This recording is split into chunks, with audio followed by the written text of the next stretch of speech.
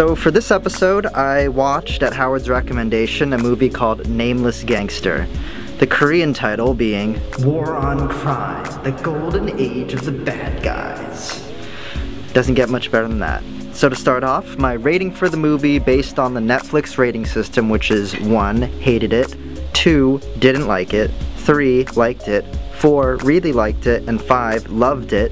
I'm gonna give this movie a 3.5.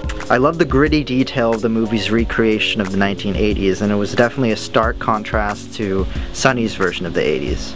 Now, although the plot followed a fairly standard rise and fall of a gangster formula, I did appreciate that there was more to the movie than just simply showing glory and drama.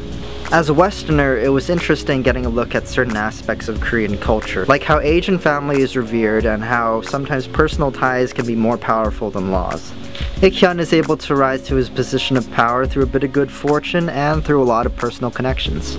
Now, I don't know if it was because of the poor subtitle quality, but there were definitely some moments in the movie where I had to go back and re-watch the scene to fully understand what had just happened. And I also felt that a lot of the key moments in the film were kind of glossed over, and as a result, there wasn't much tension built up and the climax kind of fell flat. I thought that maybe there could have been a closer focus on the development of the relationship and bond between Ik-hyun and Hyung-bae, or perhaps the movie would have been better off if it followed Hyung-bae as the lead character.